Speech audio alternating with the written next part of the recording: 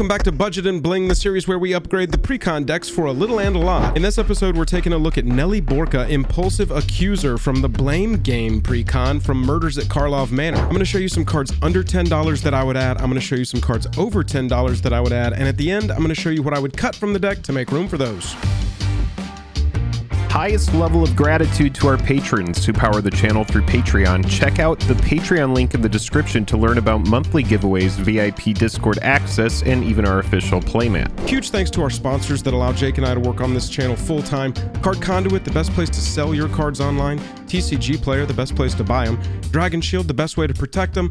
And Moxfield, the best place to list them on the internet. Last time Nelly suspected me, I got hit in the face. Let's take a look at this upgrade. Nelly Borca's a 1 white, 1 red, 2 other, 2/4 human detective with vigilance. Says whenever Nelly attacks, suspect target creature, then goad all suspected creatures. A suspected creature has menace and can't block. That suspected status is just sort of a passive status of that creature at that point. Some cards say no longer suspected or can take suspect off, but for all intents and purposes, once a creature is a suspect, that creature is going to stay a suspect. Nelly also says whenever one or more creatures an opponent controls deal combat damage to one or more of your opponents, you and the controller of those creatures each draw a card. So we've got some goad stuff going on. We've got some turn our opponents against each other, maybe some politics going on, and we've got a commander that wants to attack. So we want to lean into that as well.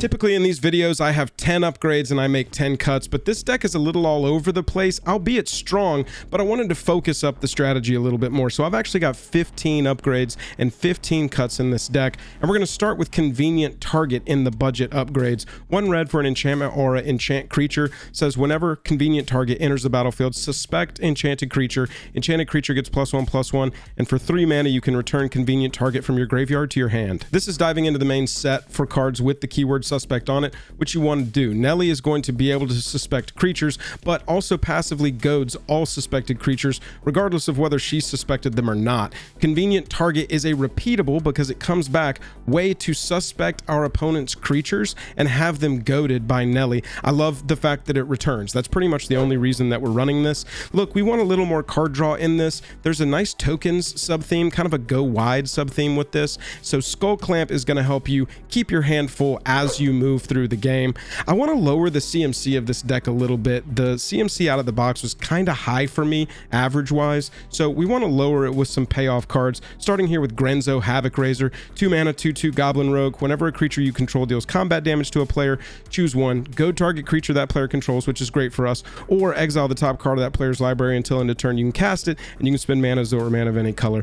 Don't pick that one so much, but I love the goad target creature, and I like that we have something to do if this creature doesn't have something to goad, if for some reason the board is wiped off. Strionic Resonator is going to let us double our triggered ability. Nelly's ability is a triggered ability, and if we can copy that, we're going to be suspecting and goading 2 more creatures if available on the board every single turn. So I want to get that ability as much as we possibly can.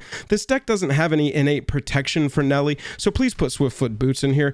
Equipped creature has hexproof and haste. It helps 2 things. It can't get targeted removal now, which is going to be a pain for us, and it has haste, which means it can get to work the turn it comes into play instead of having to wait through a whole rotation to see if somebody's going to try and answer Nelly. So please put Swiftfoot Boots in there. I also really like Bothersome Closet. I don't know if I'm pronouncing that right, but a 3 mana 3/2 demon with menace that says goaded creatures your opponents control can't block.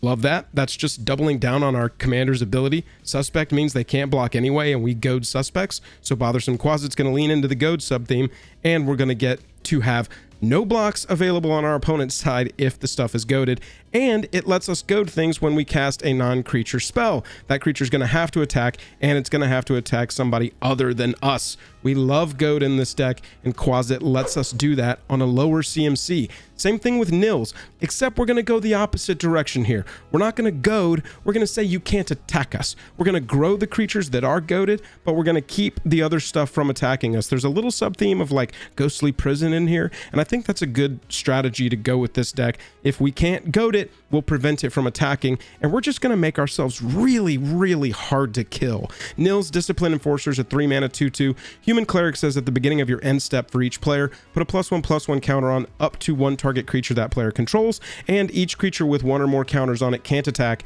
you or planeswalkers you control unless its controller pays X, where X is the number of counters on that creature. I like how this plays synergistically with a bunch of what we're trying to do, so I would definitely run Nils in here. We also need some removal in here. We need some board wipe, and this is really good board wipe to run in here. Let me tell you why. We are running multiple creatures, Boros Reckoner, Brash Taunter, that we want damage to be dealt to because we're going to get to reflect that damage. So with that damage reflection subtheme, we should choose our removal accordingly, and that's why we're going to choose Chain Reaction. 2 red, 2 other, deals X damage to each creature, where X is the number of creatures on the battlefield. Once you're at like 6 or 7 creatures on the battlefield, this is pretty much going to remove whatever's there, unless we're facing an Eldrazi deck. And Chain Reaction dealing damage is going to let cards like our Brash Taunter trigger so that we can send that damage in other directions. Combat Calligrapher at 4 mana is kind of like Nils Discipline Enforcer. For 4 mana, we're getting a 3/3 Bird Cleric with flying. Says Inklings can't attack you or planeswalkers you control, and whenever a player attacks one of your opponents, that attacking player creates a tapped 2/1 white and black Inkling creature token with flying that's attacking that opponent. Extra damage, extra punishment, extra turning our opponents against each other. Hey, if you attack them, you get a 2/1 flyer. Why not attack over there? All you got to do later is answer my Combat Calligrapher, and you're good to go. That's how we're going to win with this deck. I love it. Call Red-Handed is another uncommon from the set. Can't be countered, which means it punches through ward, which I really like. It's instant speed, which I like even more. And for 5 mana, you're going to get gain control of target creature until end of turn, untap that creature, it gains haste, and suspect it. So with Nelly, Nelly's going to goad all suspects. That creature is going to fight for us. We could instant speed, steal an opponent's commander, block an opponent's commander, and hopefully they take each other out.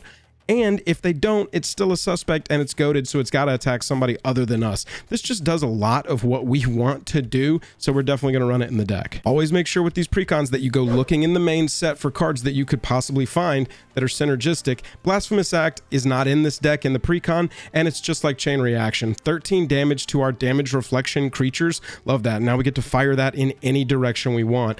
Run removal that does damage if you're going to run damage reflectors as a sub-theme in your deck.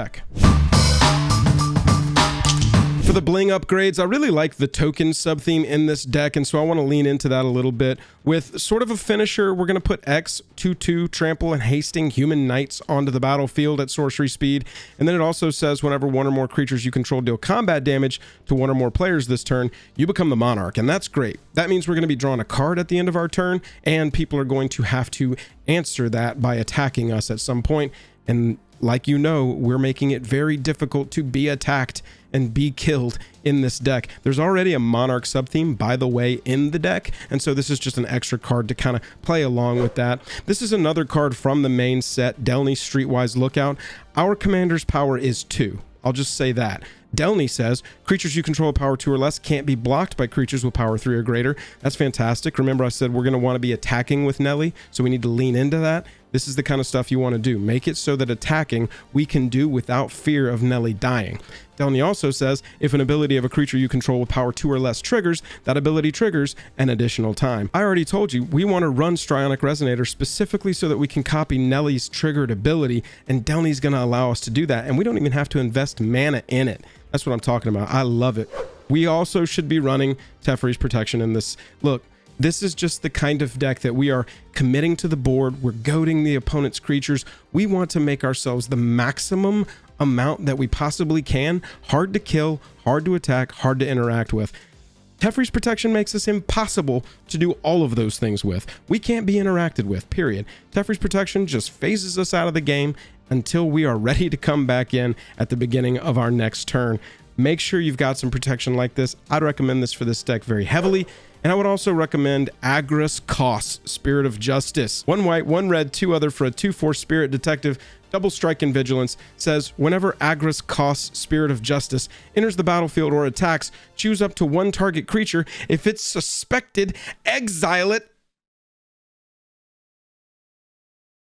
Otherwise, no problem, just suspect it and play along with all of the synergies of our deck. Oh man, this mythic absolutely belongs in this deck. Please go get a copy of this. Nelly Borca identifies a suspect, aggress costs on the ETB or the attack, exile it. See you later.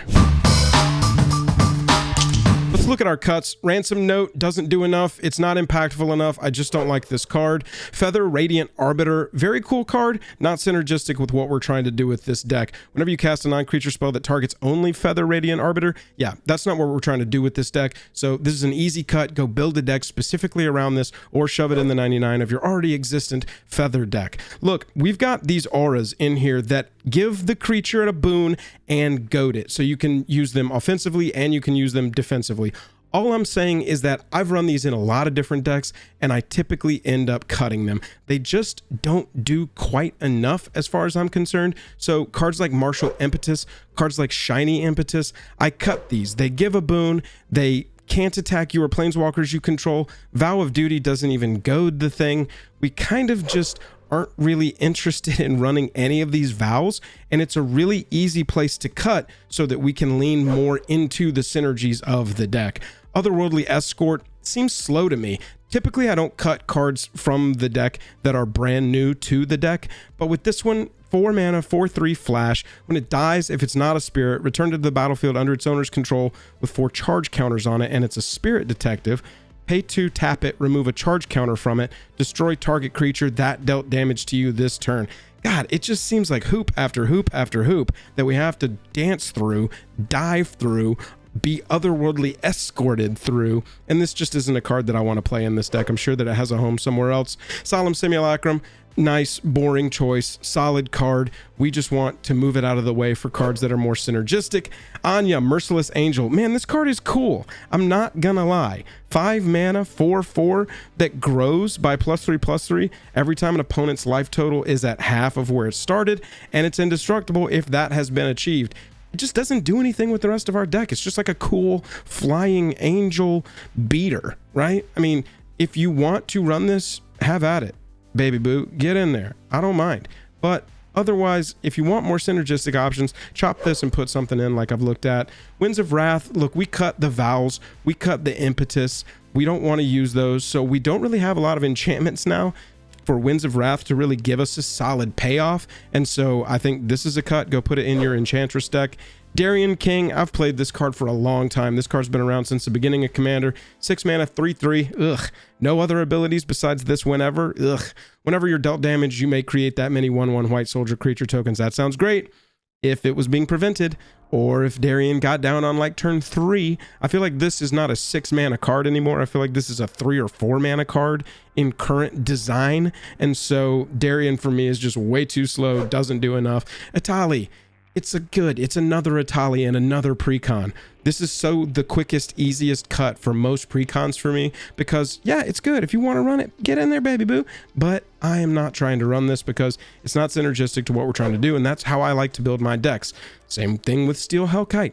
Big aerial threat. It can destroy some stuff. It's just too expensive. You're investing way too much mana in this. We'd rather run something that's going to interact with the rest of our stuff. Sun Titan's kind of on the edge for me. It's not impactful enough the way I've built it. I'm not running enough 3 mana value or less stuff. I really want this to hit more, especially since we took out all those auras. I just think this is an easy cut in here. If you do like lower the converted even further, then maybe keep the Sun Titan in, but that's just kind of your call. If you're building it so that there's a lot of 3 mana value or less, rock and roll, get your Titan rocking. But otherwise, it's an easy cut for something more synergistic. And Gisela, 7 mana, 5/5. I like the damage doubling thing. I like the damage prevention thing. And there is that as a sub theme in here. Just 7 mana. If we're at 7 mana, do we need to also be doubling damage at this point? Can't we just win the game? Maybe this comes down as your big finisher if you're able to go wide enough, but I just don't want to run this in a deck like this. I'd rather this be an Anthem or any of the cards that we've talked about. Those are my upgrades for Blame Game. Let me know how I did down in the comments, and if you think you got any value from this video at all, hit that subscribe button. It does more than you could possibly know. We'll see you in the next one.